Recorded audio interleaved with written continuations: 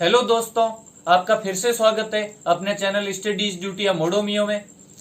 हम पढ़ रहे थे राजस्थान में किसान आंदोलन और लास्ट वीडियो में हम भरतपुर रियासत के किसान आंदोलन समाप्त कर चुके थे। तो आज हम शुरुआत करेंगे बीकानेर रियासत के किसान आंदोलन। तो बीकानेर रियासत में भी किसान आंदोलन दो पार्ट में हुए थे, एक तो जो खालसा क्षेत्र में हुआ और दूसरा जो जागीरी क्षेत्र में हुआ। खालसा क्षेत्र मतलब जो राज्य के डायरेक्ट अंडर में आता था और जागीरी क्षेत्र में जागीरदार होते थे जो कि भू राजस्व कलेक्ट करते थे और राजा को देते थे।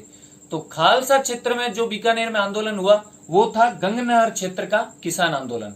गंगनहर जो आई थी उसमें जो किसान थे उन्होंने आंदोलन किया था, एक ही था ये। और जो जागीरी क्षेत्र में हुआ वो मुख्यतः 4 जागीरी गांवों में हुआ था। उसमें से 2 जो है उद्रासर और महाजन जो कि वर्तमान में बीकानेर जिले में पड़ते हैं ये थे, और 2 और गांव थे वो थे कांगड़ और दूधवा खारा जो कि वर्तमान में चूरू जिले में पड़ते हैं।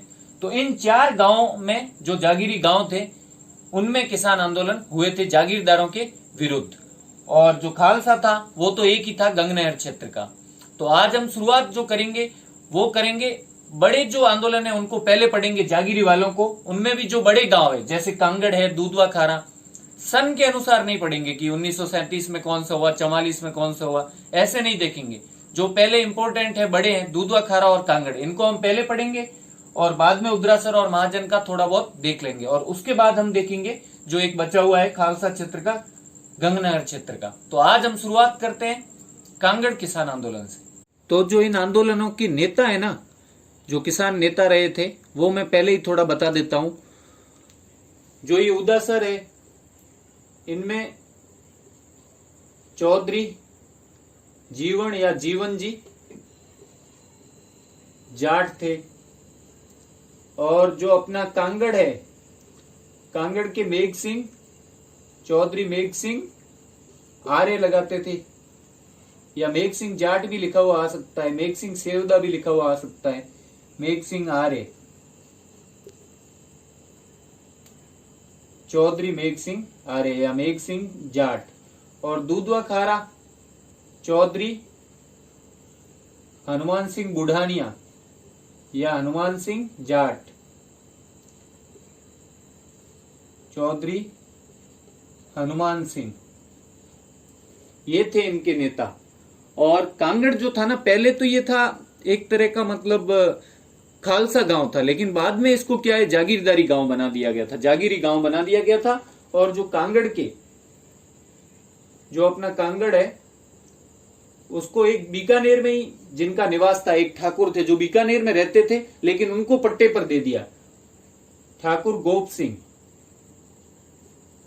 ठाकुर गोप सिंह। ये नाम ज्यादा इंपॉर्टेंट नहीं है, नेताओं के नाम इंपॉर्टेंट है, इसलिए मैंने पहले ही वीडियो के पहले ही बता दिया। बाकी हर आंदोलन के पहले भी मैं बताऊंगा, कोशिश करूंगा, लेकिन ये नाम पूछ लेते हैं। तो ये क्वेश्चन जो मेन बनने वाले हैं ना वो तो यही आगे ज्यादातर। तो कांगड़ गांव की पहले हम बात करेंगे। तो कांगड़ के ठाकुर कौन थे? गोप सिंह। पहले ये खालसा था, बाद में इन्हें पट्टे पर दे दिया। तो बीकानेर के अंदर जो पहला जागीरी गांव है वो है कांगड़। ये कांगड़ जो है ये रतनगढ़ तहसील में पड़ता था।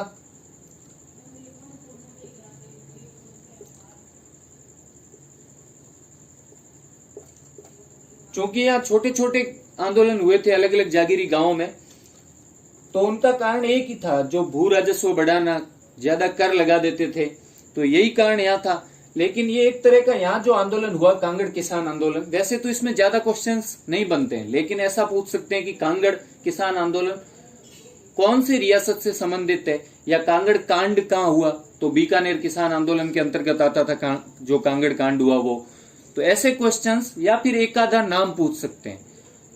तो कई बार ऐसा होता है, कुछ लोग कहते हैं ज्यादा बड़ा वीडियो मत बनाओ, तो उसका ये होता है समझाने के लिए बनाते हैं, लेकिन क्वेश्चंस उसमें से जो आते हैं वो भी 1-2 बार मैं बोल देता हूं कि भाई ये पढ़ना है। लेकिन अगर अपने को स्टोरी पता होती है तो अपने दिमाग में एक खाका बना रहता है।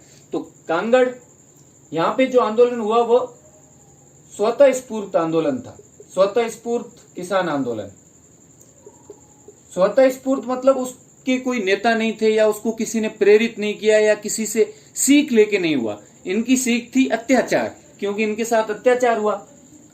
तो अत्याचार का विरोध करने के लिए कि भाई अपने साथ गलत हो रहा है उसका विरोध करो, न कि भाई किसी से सीख लेके, जैसे बेगू था तो बिजोलिया से प्रेरित हुआ था, वैसे नहीं था, ये स्वतः स्फूर्त आंदोलन था। तो यहां क्या हुआ कांगड़ में 1946 में, यहां जो खरीफ की फसल थी, वो नष्ट हो गई। तो फसल ही जब नष्ट होगी तो अकाल जैसी स्थिति होगी, अपन अकाल बोल सकते हैं उसको। तो अकाल जैसी स्थिति यहां पे हो गई। तो किसानों ने बोला अकाल जैसी स्थिति है तो कुछ छूट तो मिलनी चाहिए ना, या कम से कम भू राजस्व कम होना चाहिए, या फिर भू राजस्व नहीं लेना चाहिए, छोड़ देना चाहिए। लेकिन यहाँ की जागीरदार ने जबरदस्ती भू राजस्व एक तो बढ़ाया और वसूल करने लगा। जागीरदार भू राजस्व वसूल कर रहा था।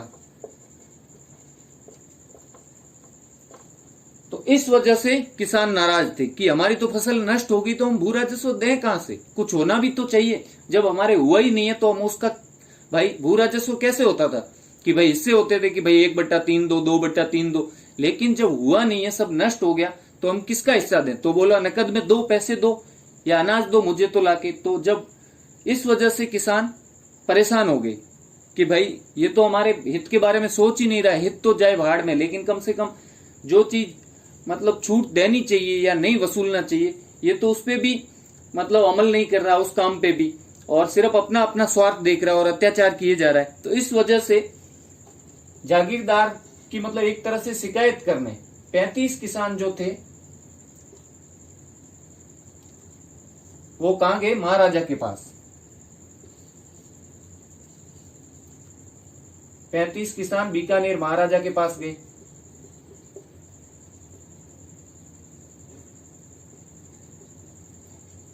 कांगड़ के जो बीकानेर महाराजा थे उनके पास गए और उन्होंने अपनी याचिका या फिर अपनी जो अर्जी थी वो लगाई कि हमारा जो भू राजस्व है वो माफ किया जाए या फिर उसमें कुछ तो छूट दो। लेकिन जब जागीरदार को पता चला कि ये 35 किसान बीकानेर महाराजा से शिकायत करने गए हैं, तो जब वापस लौटे तो जागीरदार ने क्या किया? 3-4 हजार की सेना इकट्ठी की और उसमें जागीरदार राजपूत थे, क्योंकि बीकानेर में भी राजपूतों का राज था बीकानेर रियासत में। तो जो राजा होता था उसी के रिश्तेदार वगैरह लगभग होते थे जागीरदारी। हमने पहले भी इसकी चर्चा की है। पहले तो वहां बीकानेर में इनसे पहले जाटों का गणतंत्र था, गणतंत्र स्थापित थे। जाटों के छोटे छोटे राज्य थे। गणतंत्र का मतलब स्वयं ही चुन के एक को मुखिया बनाते थे, एक तरह से जैसे लोकतंत्र चलता है ना, वैसे ही कि बना रखे थे जाटों ने। और बाद में कूटनीति के तौर पे वहां पे बीकाजी आए और उन्होंने बिना युद्ध किए उन्होंने एक तरह से उनको मतलब अधीनता स्वीकार करवा ली, कैसे न कैसे बात मनवा के, आपस में थोड़ी सी कूटनीति करके, आपस में एक दो जो गोत्र थी या वहां के राजा थे उनमें भिड़ंत करवा के साम नाम दंड भेद बीकानेर को अपना बना लिया।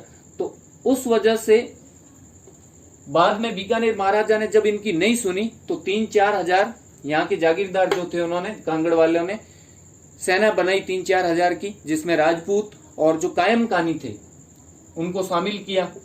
राजपूत सैनिकों प्लस कायम खानी जो मुसलमान होते थे, जो मतलब बाद में कन्वर्ट होके मुसलमान बने थे। पहले ये मानते हैं कि हम मतलब चौहान थे और उनसे ये बाद में मुसलमान बन गए। तो राजपूत और कायम खानी मुसलमानों की 3-4 हजार की सेना इकट्ठी की और इन किसानों के घर पे हमला बोल दिया और मतलब जमकर उनके घरों को लूटा, तोड़फोड़ की और पुरुषों, महिलाओं और बच्चों को उठा के वहां अपने ठिकाने में भी ले गए। वहां पे अमानवीय अत्याचार किए, महिलाओं से भयंकर अभद्रता की इन्होंने। उस सेना ने 3-4 हजार की सेना थी और उसने क्या किया? किसानों के घर पे हमला किया और अत्याचार किया और महिलाओं से अभद्रता की। तो यही कांगड़ कांड कहा जाता है। इसके बाद भी एक घटना ऐसी हुई थी जिसको भी कई लोग कांगड़ कांड कहते हैं कि कांगड़ में हुआ, लेकिन अब कांगड़ कांड आएगा तो आपको ये नहीं पूछेगा कि कौन सा कांगड़ कांड किससे संबंधित है, तो बीकानेर किसान आंदोलन से। तो इस सेना ने जब उनके घरों पर हमला किया, उनके साथ इतना अत्याचार हुआ, तब बाद में उन्होंने सोचा, राजा ने तो सुनी नहीं, उल्टा हमारे को महंगा पड़ गया जागीरदार ने, क्योंकि जागीरदार नाराज हो गया कि राजा के पास क्यों गए, इसीलिए ये सेना बनवा के इनके घरों को उन्होंने लुटवा दिया। तो बाद में ये जो अपने किसान है वो कहाँ जाते हैं, जो बीकानेर प्रजा परिषद बन रखी होती है, किसान सोचते हैं कि प्रजा परिषद हमारी कुछ हेल्प कर सकती है, इसलिए 31 अक्टूबर 1946 इस दिन एक मीटिंग हो रही होती है, सभा हो रही होती है, किसकी, बीकानेर प्रजा परिषद की।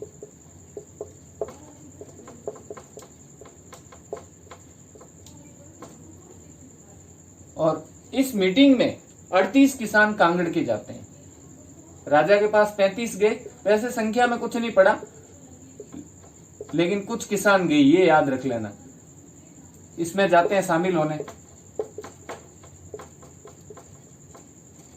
और इस सभा के सामने वो अपनी परेशानी बताते हैं कि हम कांगड़ से आए हैं और हमारे साथ हमारे वहां पे जो है वो भू राजस्व बढ़ा दिया गया, अकाल जैसी स्थिति है, फसल नष्ट है, फिर भी भू राजस्व एक तो बढ़ा दिया और ऊपर से मतलब बलपूर्वक वो वसूल भी कर रहे हैं।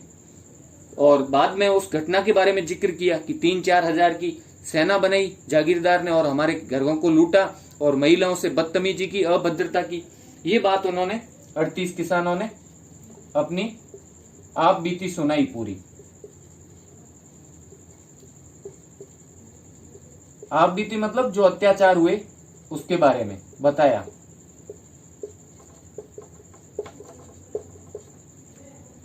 तो फिर प्रजा परिषद क्या करती है, प्रजा परिषद एक समिति का गठन कर देती है कि एक समिति बना देते हैं, वो जांच करेगी। समितियां आज तक बनती रहती है, जिसने भी स्टार्ट किया है ना समिति बनाने वाला, वैसे तो वो कोई दिमाग वाला ही था, किसी भी चीज को टालना हो, खींचना हो तो लगभग तो समिति होती है, वैसे खींच जाती है। वैसे तो ये पॉजिटिव वे में बनाई जाती है, लेकिन होता यही है इससे कि टाइम लगता है, फिर बाद में उसकी रिपोर्ट आती है, फिर कब अमल होती है राम जाने। तो इसने एक समिति बनाई,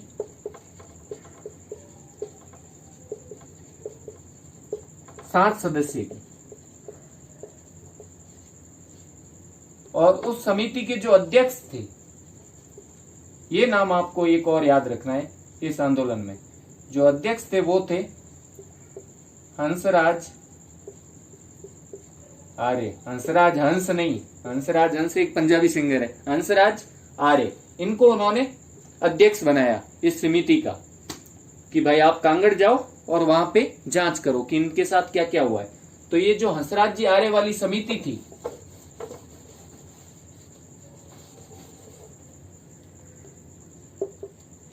ये समिति जाती है कहां पे, कांगड़।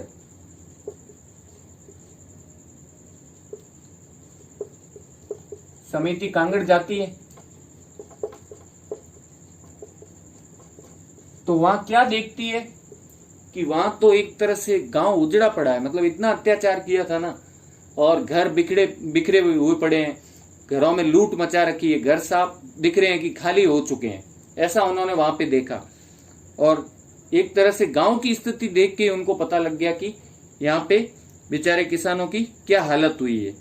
तो लूटे हुए घर, उजड़ा गांव देखा उन्होंने। तो जब ये समिति देख के लौट रही थी अपनी रिपोर्ट देने, वापस जब लौट रही थी, वापस लौट रहे थे समिति वाले, तब एक घटना होती है और जागीरदार को पता चलता है कि भाई यहाँ एक समिति आई है हंसराज जी आर्य की अध्यक्षता वाली। तो जागीरदार वहां 150 घुड़सवारों को भेज देता है। तो जो 150 घुड़सवार होते हैं वो यहाँ आते हैं और इनको किस लिए आते हैं, वैसे वो इनको गिरफ्तार करने के लिए। कौन भेजता है, जागीरदार भेज देता है। और वो यहाँ आके जो ये हंसराज जी आर्य के साथ वाली टोली समिति जा रही होती है, तो इनके जो यात्रा के साधन होते हैं, जो इनका सामान वगैरह होता है यात्रा करने के लिए जितना भी, तो सारा कुछ सामान जब्त कर लेते हैं, यात्रा वाला सामान, और इनको भी क्या कर लेते हैं, गिरफ्तार करके ले जाते हैं। ये 150 घुड़सवार होते हैं, वो बेचारे कम होते हैं, तो इनको गिरफ्तार करके वो ठिकाने ले जाते हैं वहां पे जागीरदार के पास, और सामान जब्त करके जागीरदार को दे देते हैं। जागीरदार को दे देते हैं, जागीरदार को जमा करवा देते हैं, और हंसराज आर्य एंड कंपनी, मतलब आर्य एंड समिति को गिरफ्तार कर लेते हैं। समिति गिरफ्तार हो जाती है, और फिर इनके साथ होता है बहुत ज्यादा अत्याचार। जो किसानों के साथ बीती थी उसकी तो ये बेचारे जांच करने गए, लेकिन जो इनके साथ बीती ना, वो मतलब बहुत ज्यादा बुरा था, हद से ज्यादा बुरा। कोई सोच भी नहीं सकता इतना बुरा, कि इन्हें पहले तो सबसे पहले पीटा गया भयंकर तौर से, इनके कपड़े फाड़ दिए, और कईयों ने, आर्य ये जो थे वो आर्य समाज से जुड़े हुए थे लोग। आर्य का मतलब ये नहीं कि मतलब कि आर्य कोई जाति है या ब्राह्मण है, ये आर्य समाज से जुड़े हुए होते थे, जनेऊ पहन लेते थे कि भाई हम हिंदू धर्म की ये चीजें मानेंगे, हिंदू धर्म में जो कुरीतियां उनको नहीं मानेंगे। तो ज्यादातर जाट इधर वाले बीकानेर, गंगानगर इधर वाले आर्य समाज से जुड़ चुके थे, और वैसे भी जाट ऐसी जाति रही है, कोई भी नया धर्म या उनको जो अट्रैक्ट करता है तो वो एक तरह से उदारवादी रहे, उसको ग्रहण करना चाहते हैं, यहाँ तक कि भाषा भी अपना लेते हैं वो जल्दी से। इसलिए लगभग हर धर्म में आपको ये मिल जाएंगे, और जब बौद्ध आया था तो बौद्ध भी बने थे। तो इस वजह से इनके साथ बहुत ज्यादा अत्याचार होता है, इनकी जनेऊ तोड़ दी जाती है, हंसराज जी के साथ भी और उनके साथियों के साथ भी। ऐसा नहीं कि हंसराज जी के साथ नहीं हुआ, इनके साथ भी सेम वही बर्ताव हुआ, जनेऊ तोड़ दी, कपड़े फाड़ दिए, पीटा गया, और यहां तक तो ठीक था। मतलब कई चीजें तो ऐसी है कि हम बताने में भी उन चीजों की शर्म करेंगे। ऐसी चीज जैसे कि मतलब डंडे पे मिर्ची लगा के उनके अलग अलग शरीर के अंगों पे मारी गई, तो कहने जैसी तो मतलब चीजें ही नहीं है, इतना इनके साथ अत्याचार हुआ। और साथ में भी ये अत्याचार जो होता था, ये सारा, ये एक दिन में 5-5 बार, एक बार नहीं, एक दिन में 5-5 बार इनके साथ हंसराज जी आर्य और इस समिति के सदस्यों के साथ ऐसा बर्ताव किया गया। अब इनसे भी उनका मन नहीं भरा जागीरदार का, इससे भी थोड़ी हद पार करके उसने इनकी बेइज्जती करना चाहा कि भाई थोड़ी और बेइज्जती इनकी करें, ये तो मारपीट हो गई। तो इनको नंगा करके गांव की गलियों में घुमाया, नंगा करके गांव में घुमाया लोगों के सामने, इनकी बेइज्जती करवाने के लिए, कि मारपीट कर दी, कपड़े फाड़ दिए, जनेऊ तोड़ दी, और बहुत बुरे बुरे अत्याचार इनके साथ किए। फिर भी बाद में भी इन्होंने सोचा कि अभी भी ये कम है, और इन्होंने इनके कपड़े तो पहले से फटे हुए थे, नंगा करके इनको गांव में घुमाया, और फिर इन्हें छोड़ दिया गया कि अब जाके तुम रिपोर्ट दे दो। ये कहा उसने कि जहां देनी है वहां। तो फिर हंसराज जी आर्य तो आगे अपने स्थान पे वापस, और इनसे कुंभाराम जी आर्य, जो हमारे राजस्थान के बहुत बड़े किसान नेता रहे, कुंभाराम जी आर्य हंसराज जी आर्य से मिलते हैं। और हंसराज जी आर्य जब उन्हें अपनी व्यथा सुनाते हैं, उनके साथ जो हुआ और जो कांगड़ के किसानों के साथ हुआ, जिसकी वो जांच करने गए थे, तो वो जब कुंभाराम आर्य को सुनाते हैं, तो कुंभाराम आर्य इन्हें लेके कहां जाते हैं, सरदार पटेल के पास।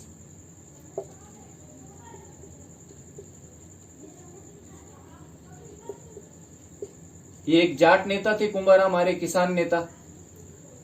तो ये हंसराज आर्य को कहां ले जाते हैं, सरदार पटेल से मिलवाने।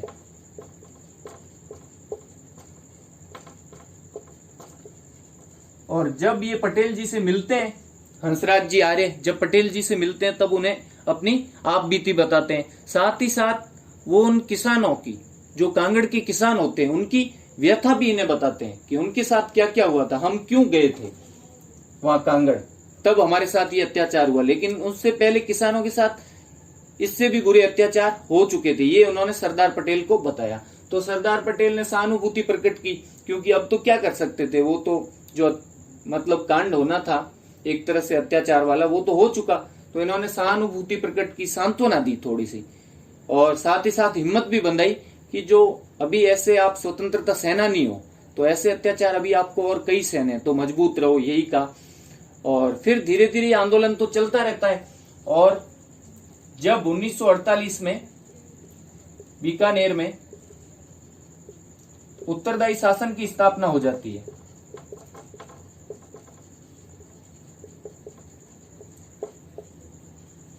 और उसके थोड़ा बाद ही 30 मार्च 1949 इस दिन क्या होता है, बीकानेर का विलय हो जाता है। जब राजस्थान का एकीकरण हो रहा होता है, अलग अलग चरणों में हुआ था, तो बीकानेर का विलय हो जाता है।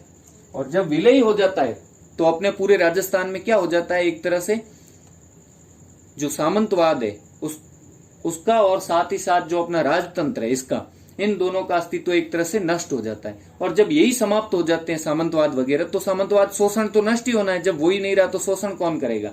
तो इस तरह ये आंदोलन चलता रहता। और हम एक चीज ये बोल सकते हैं कि ये उत्तरदायी शासन की स्थापना होना और बाद में तो विलय तो अलग अलग प्रयासों से हुआ था, लेकिन कहने को बोल सकते हैं कि जो उत्तरदायी शासन की स्थापना हुई वो इन्हीं किसान आंदोलन की वजह से हुई, इनका भी उसमें योगदान था, ये हम बोल सकते हैं।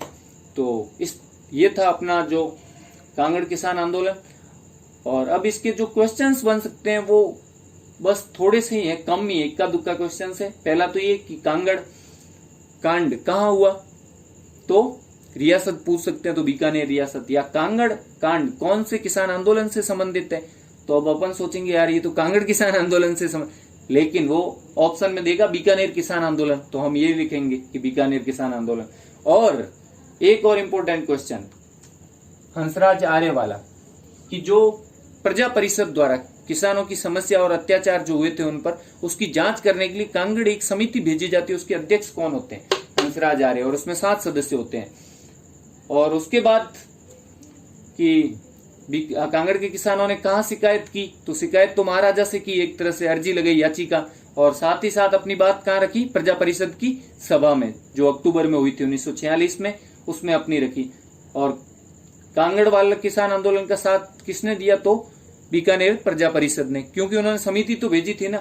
तो ये कुछ लिमिटेड क्वेश्चंस है जो इसके बन सकते हैं। तो ये था अपना बीकानेर का पहला और अपना कांगड़ किसान आंदोलन। अगर आपको ये वीडियो अच्छा लगा हो तो दोस्तों इस वीडियो को लाइक करें, और साथ ही साथ जो अपना प्यारा सा चैनल है स्टडीज ड्यूटी मोडोमियो, इसको अगर नहीं सब्सक्राइब किया है तो सब्सक्राइब करें, और अपने दोस्तों से ज्यादा शेयर करें। Thank you so much. पढ़ते रहें स्टडीज ड्यूटी।